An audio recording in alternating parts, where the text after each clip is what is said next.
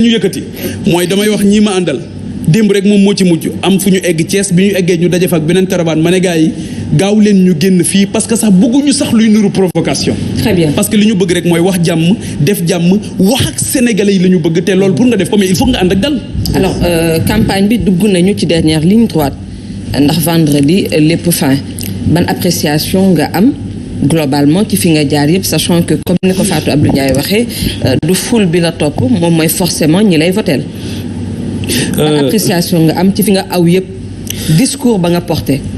li may gën a def mooy déjà sant sénégalais yi parce que dañ ñu defal lu jafe mooy tijjil ñu seen xol xam nga tijjil nit buntu kër yomb na mais tijjil nit seen xol loolu tamit beneen kii la fi ñu jógee léegi bi ñuy ñëw muy jàmm gën ci Thiès bi ñu eggee nit ñu dalalee bugguñu woon sax ñu jóge fa naroon nañoo raté émission bi d'ailleurs am na retard parce que les gens bugguñu woon ñu dem ay nit yu baax dalal ñu waxtaan ak ñun waxtaan boobu ce contact là moom la ñu privilégié moo tax mënuñoo fay sénégalais yi ñi ñu dajeel ñi ñu gis ñi ñuy woo téléphone ñi bëgg ñu ñëw tey jii Richard Toll waroon nañ fa nekk Dagana mënoon nañ fa nekk Ziguinchor mënoon nañ fa nekk bu ñu sañoon fépp la ñuy dem tey jii ci Sénégal dans le Pakao Sédhiou ñoo ngi ñuy xaar foofu yëpp am nañu yéene dem fa mais li ma wax léegi moom moo tax mooy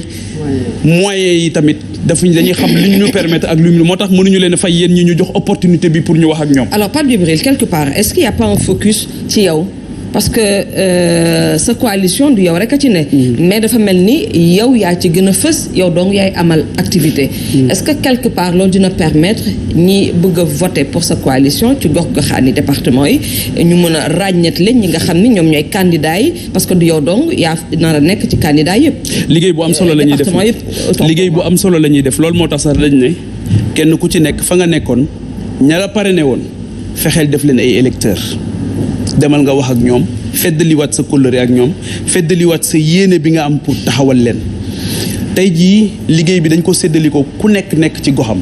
tey jii gox boo mën di woote léegi lañ may yónnee image yu Kolda ñoo xamante ni ña ngay def ay té débat ña nga nekk di waxtaan ak askan wi tey jii boo demee un peu partout boo demee dëkk bu mel ni Diourbel Pape Thiam ma nga fa ak Diourbel d'abord boo demee tey jii un peu partout au Sénégal di nga fa fekk ñoo xamante ni ñoo ngi taxawu liggéey bi ba mu mat sëkk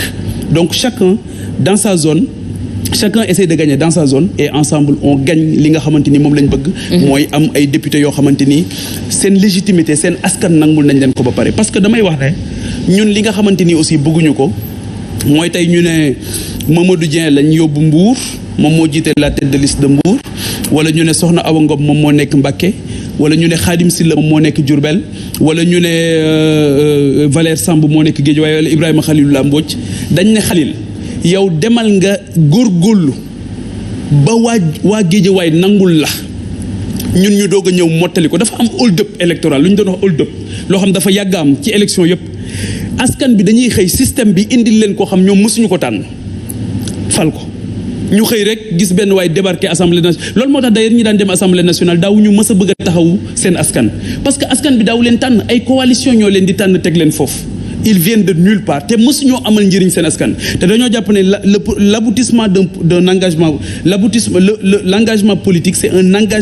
l'aboutissement d'un engagement citoyen da ngay amal njëriñ sa askan di taxawu sa askan bëgg sa askan ba sa askan nangul la loolu nga xëy nag daal ne damaa bëgg nag dem taxawal leen dagaan seen baat ngir dem taxawal leen et ñun c'est le travail que nous faisons on dit à chacun fexe leen ba seen waa gox nangul leen ndax Pape Djibril Fall dirige une liste nationale. man tey jii su ma demee assemblée nationale je serai le député du peuple sénégalais léegi nag ñi nga xamante ni ñoo nekk ci département yi ñoom ñoo am la lourde charge de devenir une réalité amee une légitimité bañ nangul leen ba nga xamante ni su boobaa seen askan duñ leen fal ñu nekk ay Dakarois parce que aujourd'hui il y a beaucoup de députés à l'intérieur du pays man fu ma dem li may njëkk a laaj Saint-Louis bi ma jógee barki démb seen député yi nuñ tudd la plupart xamuñu ko. seen député yi lan mooy seen bilan gisuñu lu ñu leen defal parce que dañ lay fal nga ñëw dëkk Dakar tu prends un appartement à Dakar yenn saa yi sax doo ci yem da ngay indi sa njaboot ñu nekk Dakar alors que l'institution parlementaire c'est une institution importante parlementaire foo xam dañ fay contrôler l'action de l'exécutif di fa évaluer toutes les politiques publiques évaluation te ñun ñàkk évaluation moo tax mbënd mi nii di ñu bëgg a rey après un plan décennal boo xamante ni kenn xamul fu milliards yi jaar. peut-être ci mbënd bi lan mooy seen programme Pape Djibril. xam nga serviteur déjà programme bi jiitu mooy wane les prédispositions pour jëriñ sunu askan. leneen tënk nañ ko ci benn profession de foi. leneen li nga xamante ni mooy te baat bi rek dafa am solo parce que Fatou Abdou dañoo bëgg a nekk aussi ci société boo xamante ni dootuñu gëm kàddu. bi ñu demee keroog jaxaaw dafa am kilifa bu mag bu ñu dem ziyaare bàmmeelam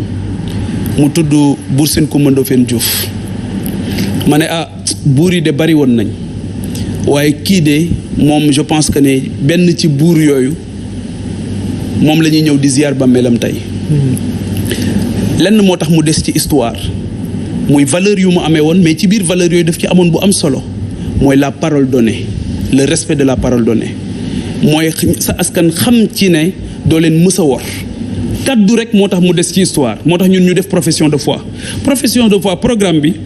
mooy xam nga le député d'abord il faut que ñu bañ a nax suñu askan député tabaxul tali député tabaxul école député ñëwul naan dafay am na yu bari yoo xamante ni nit ñaa ngi koy wax pour nax askan wi la député du ko def député lenn rek la war a wane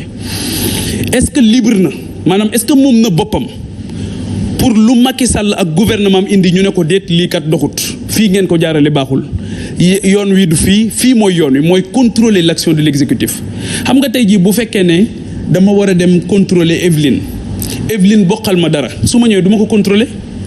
su ma geree du ma ko contrôler su ma ko ragalee du ma ko contrôler su ma yaakaaree ci moom dara ëllëg it du ma ko contrôler su ma yaakaaree ëllëg mu jox ma poste it du ma ko contrôler su fekkee ne li ma amit moom moo ma ko jox du ma ko contrôler donc est-ce que député bi dafa suffisamment libre jafe-jafe yi ñu am yëpp ci campagne bi loolu moo ñu ko teg mooy parce que on veut rester libre totalement moom suñu bopp donc loolu mooy critère bu njëkk bi beneen bi mooy est-ce que am na xam-xam ak ñi mu àndal est-ce qu'ils sont suffisamment outillés est-ce que am nañu xarañteef bi ba nga xamante ni dinañ mën a évaluer l'ensemble des politiques publiques loolu nag ñun fi ñu ko bëgg a tàmbalee mooy def d'abord un diagnostic boo xamante ni ci li fi am la ba pare jàpp nañ ne tey li ma leen wax léegi ci Guet Ndar mënoo ñëw def sa plateforme gazière jël say navire ñuy surveiller plateforme bi nappkat yi mënatuñ fa nappee géeju Sénégal amatul jën ndaw yi Guet Ndar di dem ñu leen di rey di dee ci biir brèche